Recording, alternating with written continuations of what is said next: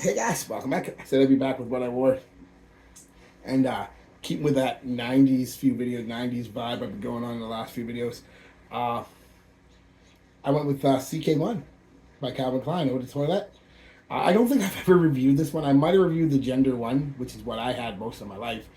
Uh, it's a really good dupe, by the way, by Belcam. But I don't think I've ever really reviewed the authentic CK1. And again, it's not expensive. I've just never bothered getting a bottle because I had that Gender one, and it was $10, and it was as good, if not better, now than the stuff you can pick up now.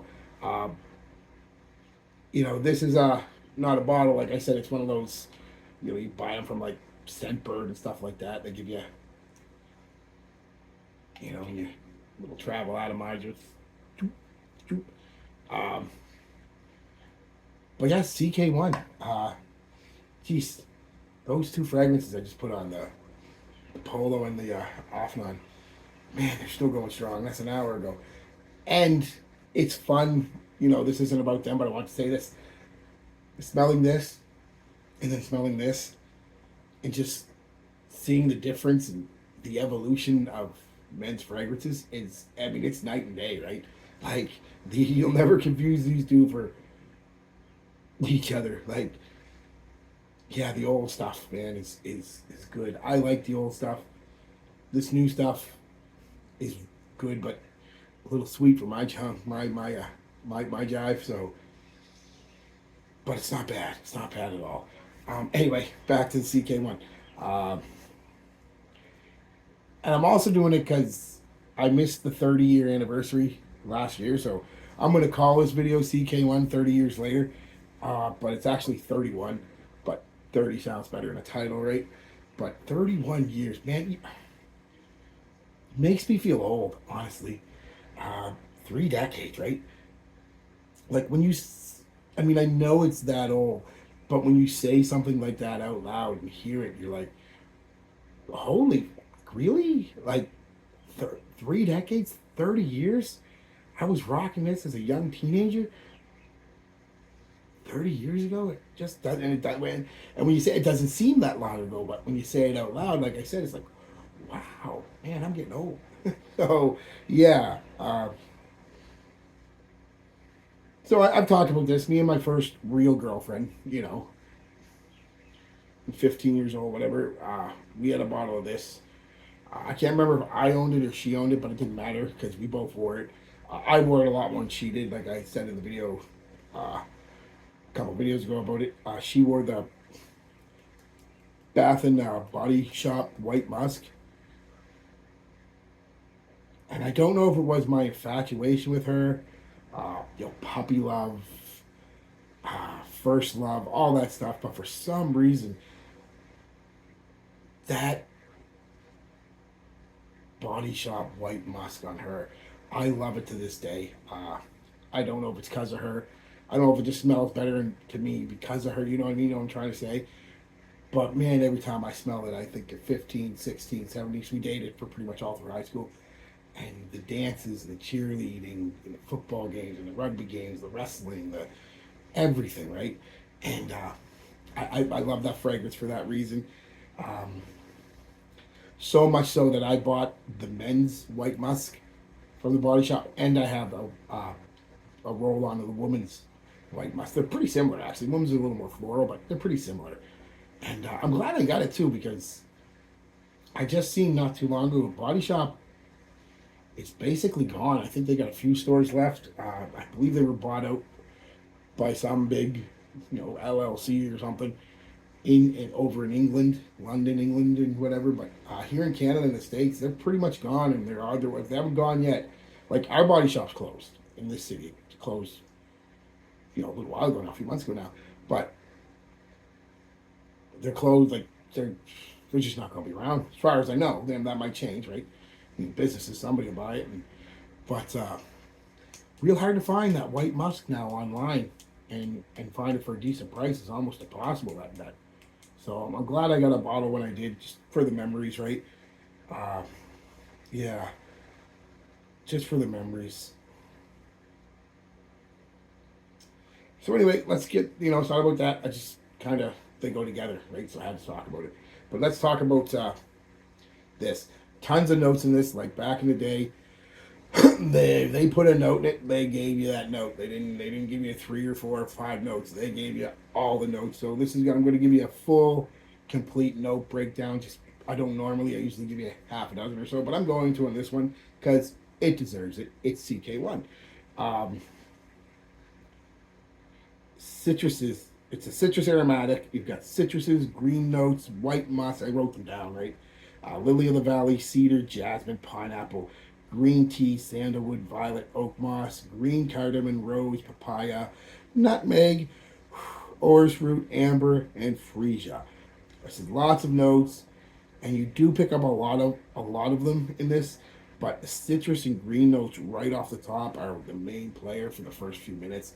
Then you start picking up the florals, uh, this powdery, clean powdery florals in the mid with some soft spice and the clean woods musk, white musk in the base, just adding to the freshness.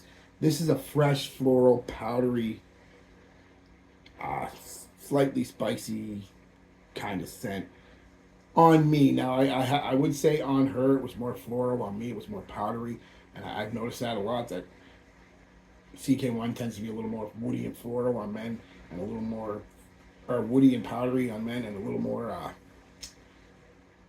floral on women. Which is the way body chemistry is, right? It's not necessarily what will happen to you. Almost baby powderish, really like a citrus, spicy citrus baby powder on me. I know it sounds weird, but it's really nice on me. Um, where do you want to go? You have very simple fragrance.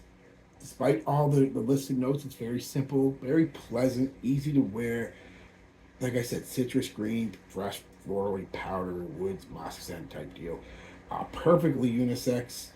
Um, Compliment getting. It's clean, it's fresh. People like clean, fresh scents, and this is it. You know, and I always associate this one with, I call the three big fresh fragrances of the '90s, and there's CK1, which was '94. Um, uh, oh my God, CK1, which was '94.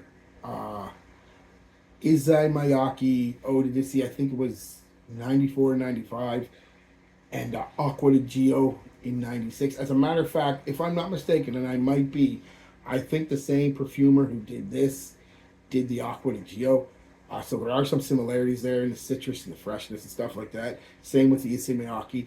I, I, I see these three as, I've always seen them in my mind. Not I don't know if anybody else does. It's just what I see as competitors to each other. Those big three, fresh, floral, citrusy kind of, even unisex. Even though those other two aren't classified as unisex, women can perfectly pull them off, and they're very nice fragrances. And all three of them, like I said, and they all got three kind of similar bottles too. The frosty thing and the silver. So they always just kind of fight it out in my mind. Which one do I prefer? I obviously preferred the CK1, but lots of people preferred the Aqua de Gio mostly because it's still a banger to this day, right? And but yeah, yeah. I mean, so let's talk about how I applied it. I put on two in my moisturizer, one, two, one, two in a chest shirt on, one, two, one, two, one, two, and I have a tank top on today, so I put one on each shoulder. Um, Unfortunately, now CK1 was never a huge performer anyway. Don't let anybody fool you.